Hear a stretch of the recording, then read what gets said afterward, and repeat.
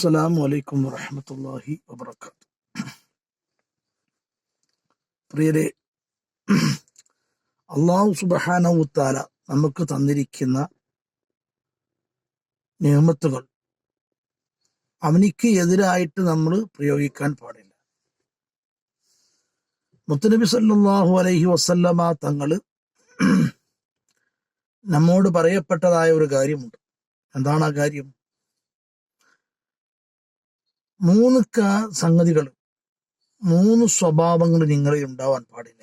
3 സ്വഭാവങ്ങൾ നിങ്ങളിൽ ഉണ്ടായാൽ നിങ്ങൾ മുനാഫിക്കിന്റെ പട്ടികയിലേക്ക് തരം താഴ്ന്നു പോകും എന്ന് മുത്തുനബി സല്ലല്ലാഹു അലൈഹി വസല്ലമ തങ്ങൾ പറയപ്പെട്ടിട്ടുണ്ട്. ഏതാണ് ആ തരം താഴ്ന്ന 3 സ്വഭാവങ്ങൾ? ഒന്ന്, മുത്തുനബി സല്ലല്ലാഹു അലൈഹി വസല്ലമ പറഞ്ഞു, നാവെടുത്താൽ കളവ് പറയുക. നാവെടുത്താൽ കളവ് പറയുക എന്നുള്ളത് ഒരു മുനാഫിക്കിന്റെ സ്വഭാവമാണ്, കപടവിശ്വാസിയുടെ സ്വഭാവമാണ്.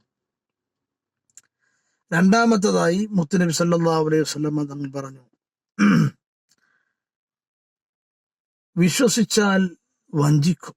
വിശ്വസിക്കാൻ കൊള്ളില്ല. വിശ്വസിച്ചാൽ അവൻ നമ്മെ വഞ്ചിച്ചു കളയും. അങ്ങനത്തെ സ്വഭാവം നമ്മളിലുണ്ട് എങ്കിൽ സുഹൃത്തുക്കളെ, നാം പെട്ടെന്ന് മനസ്സിലാക്കണം, നമ്മൾ മുനാഫിക്കിന്റെ ലിസ്റ്റിൽപ്പെട്ട ആളാണ്. മാറ്റിയെടുക്കാൻ നമ്മൾ ശ്രമിക്കണം, തീർത്തും. മൂന്നാമതായി മുത്തുനബി സല്ലല്ലാഹു അലൈഹി വസല്ലമ പറയുകയാണ്, മുനാഫിക്കിന്റെ സ്വഭാവത്തിൽപ്പെട്ടതാണ്, അവനെ മനസ്സിലാക്കാൻ പറ്റുന്നത് അടയാളത്തിൽപ്പെട്ടതാണ്, അവൻ വാക്തത്വം പറഞ്ഞാൽ ലംഘിക്കും. ഒരു വാക്ക് പറഞ്ഞു വെച്ചാൽ പിന്നെ ആ ഭാഗത്തേക്ക് അവൻ ഉണ്ടാവില്ല.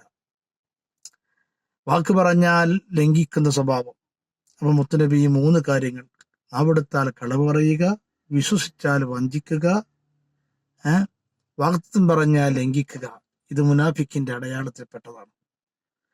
തമാശയിൽ പോലും കളവ് പറയുന്ന സ്വഭാവം നമുക്ക് ഉണ്ടാവാൻ പാടില്ല. തമാശയിൽ പോലും കളവ് പറയരുത് എന്നാണ് മുത്തുനബി സല്ലല്ലാഹു അലൈഹി വസല്ലമ തങ്ങൾ പഠിപ്പിക്കപ്പെട്ടത്. തീർത്തും നാം ഇതൊക്കെ നമ്മൾ മനസ്സിലാക്കണം.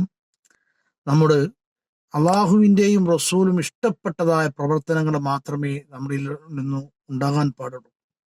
ഹബീബും റസൂലും എന്താണ് ഇഷ്ടപ്പെടുന്നത് അത് മാത്രം പ്രവർത്തിക്കുക. ഏതൊരു വിഷയത്തിലും നമ്മുടെ മുന്നിലെത്തിയാൽ, ഏതൊരു വിഷയം നമ്മുടെ മുന്നിലെത്തിയാൽ ഈ വിഷയത്തിൽ എൻ്റെ ഹബീബ് സല്ലല്ലാഹു അലൈഹി വസല്ലമ തങ്ങൾ എന്താണ് ഇഷ്ടപ്പെടുന്നത്, ഇത് എൻ്റെ ഹബീബ് ഇഷ്ടപ്പെടുന്ന രൂപം എങ്ങനെയാണ്, ഇതിൽ എന്ത് പ്രവർത്തിക്കലാണ് എന്നുള്ളത് നമ്മൾ ചിന്തിച്ച് ഹബീബിന്റെ ഇഷ്ടത്തിനനുസരിച്ച് കാര്യങ്ങൾ നീക്കിയാൽ, നമ്മുടെ നേതാവാണ്, ആ നേതാവ് നാളെ മഹ്ശറയിൽ നമ്മളിലേക്ക് തിരിഞ്ഞു നോക്കണം. അള്ളാഹുവിന്റെ തിരുനോട്ടം ആ റഹ്മത്ത് കൊണ്ടല്ലാതെ ഒരു ആൾക്കും രക്ഷപ്പെടാൻ കഴിയില്ല. നാളത്തതായ ആ പരലോകത്ത് ഏക നമുക്ക് ആശ്വാസം മുത്തുനബി സല്ലല്ലാഹു അലൈഹി വസല്ലമ തങ്ങളുടെ ശഫാഅത്തും അവിടുത്തെ ഒരു മൈൻഡ് നമ്മളിലേക്ക് ഉണ്ടാവുക എന്നുള്ളതാണ്. അതുപോലെ തന്നെ അള്ളാഹുവിന്റെ റഹ്മത്തും, ഇത് രണ്ടുമാണ് നമ്മുടെ പ്രതീക്ഷയുള്ളത്. അമലുകൾ നമ്മൾ ഒരുപാട് ചെയ്യുന്നുണ്ടാവാം, ആ അമലുകളിലേക്കൊക്കെ പാകപ്പിഴകൾ ഉണ്ടാവാം.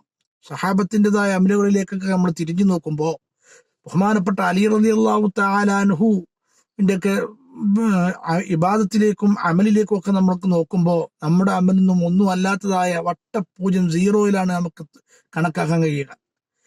ബഹുമാനപ്പെട്ട അലി റളിയല്ലാഹു തആല അൻഹു അവിടുന്ന് ഒരു യുദ്ധത്തിൽ തണ്ടൻകാലിന്മേൽ അമ്പ് തറച്ചപ്പോ സഹാബത്ത് യുദ്ധം കഴിഞ്ഞ് വന്ന് ആ അമ്പ് മഹാനവറുകളുടെ കാൽത്തണ്ടയിൽ നിന്ന് പറിച്ചെടുക്കുന്നതിന് വേണ്ടി പാടുപെട്ട വലിയ പാടാണ്.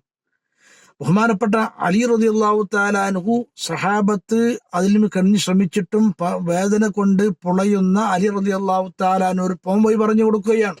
എന്താണ് ആ പോംവഴി? അലി റളിയല്ലാഹു തആല അൻഹു പറഞ്ഞു കൊടുക്കുകയാണ്, ഞാൻ അള്ളാഹുമായിട്ടുള്ള മുനാജാത്തിലേക്ക് നിൽക്കുമ്പോൾ, നിസ്കാരത്തിലേക്ക് നിൽക്കുമ്പോൾ നിങ്ങൾക്ക് നിഷ്പ്രയാസം എൻ്റെ അമ്പ് നിങ്ങൾക്ക് വലിച്ചെടുക്കാം. കാരണം അള്ളാഹുമായിട്ട് ഞാൻ ലയിച്ചു കഴിഞ്ഞാൽ എനിക്ക് പരിസരം ഒന്നും എനിക്ക് ഓർമ്മയുണ്ടാവില്ല. അത് ലയിച്ചുകൊണ്ട് അള്ളാഹുവിലേക്ക് മുനാജാത്തുമായിട്ട് ഞാൻ കൂടാറാണ്. അതുകൊണ്ട് നിങ്ങൾക്ക് നിഷ്പ്രയാസം പറിച്ചെടുക്കാം. ബഹുമാനപ്പെട്ട അലി റളിയല്ലാഹു തആല അൻഹു സംസ്കാരത്തിലേക്ക് തക്ബീർ കെട്ടുന്നതും നോക്കിക്കൊണ്ടിരിക്കുകയാണ്. പിന്നെ സഹാബത്ത്, അങ്ങനെ ബഹുമാനപ്പെട്ട അലി റളിയല്ലാഹു അൻഹു സംസ്കാരത്തിലേക്ക് പ്രവേശിച്ചപ്പോ അത്ഭുത സ്തംഭരായി നിൽക്കുകയാണ് സഹാബത്ത്. ബഹുമാനപ്പെട്ട അലി റളിയല്ലാഹു തആല അൻഹുവിന്റെ കാലിൽ നിന്ന് നിഷ്പ്രയാസം അവർ ആ അമ്പ് വലിച്ചെടുത്തു. ഈ അമ്പ് വലിച്ചെടുക്കുന്ന സന്ദർഭത്തിൽ ബഹുമാനപ്പെട്ട അലി റളിയല്ലാഹു അൻഹുവിന്റെ നിന്ന് ഒരു ചെറിയ ഒരു ചലനം പോലും അനുഭവപ്പെട്ടില്ല. അവർക്ക് നിഷ്പ്രയാസം അവർ അതിനെ വലിച്ചൂരിയെടുക്കുകയാണ്. എന്താണ് നമ്മൾ മനസ്സിലാക്കണം? അള്ളാഹുമായിട്ടുള്ള മുനാജാത്തുമായ ആ ചിന്തയിൽ മുഴുകിക്കൊണ്ടുള്ളതായ അവരുടെ നിസ്കാരം സല്ലല്ലാഹു അലൈഹി വസല്ലം പഠിപ്പിച്ചു കൊടുത്തത് അങ്ങനത്തെ നിസ്കാരമാണ്. നമ്മുടെ നിസ്കാരമൊക്കെ ഏത് തോതിലേക്കാണ് പോകുന്നത്? ഇൻഷാ അള്ളാഹ്. അപ്പൊ നമ്മുടെയൊക്കെ അമലുകൾ ചിലപ്പോൾ കുറവായിരിക്കും. അമലുകൾ കുറവായാലും ഹബീബിന് ഇഷ്ടമുള്ള പ്രവർത്തനങ്ങൾ മാത്രം നമ്മൾ ചെയ്താൽ, ഹബീബിന്റെ മേൽ സലാത്തും അധികരിപ്പിച്ചാൽ നമുക്ക് രക്ഷപ്പെടാനുള്ള മാർഗം അവിടെ എത്തും. മോചനത്തിന്റെ മാർഗം ഒന്ന് മാത്രമാണ്. ഹബീബ് സല്ലല്ലാഹു അലൈഹി വസല്ലം തങ്ങൾക്ക് ഇഷ്ടമുള്ള പ്രവർത്തനങ്ങളുമായി പോവുക, ഹബീബിന്റെ പേരിൽ ധാരാളം സലാത്ത് ചൊല്ലുക. സലാത്ത് ഗീബത്ത് പറഞ്ഞു പോയാലും മറ്റുള്ളവർക്ക് എടുത്തു കൊടുക്കാത്ത, പ്രവർത്തിച്ചാൽ നമുക്ക് തന്നെ തീർത്തും ലഭിക്കുന്ന ഒരു അമലുകളെ കൂട്ടത്തിൽ പെട്ടതാണല്ലോ സലാത്ത്. അതുകൊണ്ട് സലാത്ത് വർദ്ധിപ്പിച്ചും ആ സലാത്തിൽ ആണ് മുഅ്മിനീങ്ങളായ ആളുകളൊക്കെയും നമ്മളൊക്കെയും പ്രതീക്ഷ അർപ്പിക്കുന്നതും ഹബീബിൽ നിന്നുള്ളതായ ആ തിരുനോട്ടവുമാണ് നമ്മൾക്ക് പ്രതീക്ഷിക്കുന്നത്. അള്ളാഹു ഹബീബിനോടൊത്തുന്നുള്ളതായ ഹബീബിനോട് കൂടെ സ്വർഗത്ത് പ്രവേശിക്കാനും അവിടുത്തെ ഷഫായത്തിൽ പെടാനും ഒക്കെ അള്ളാഹു തആല നമ്മെ തുണക്കട്ടെ.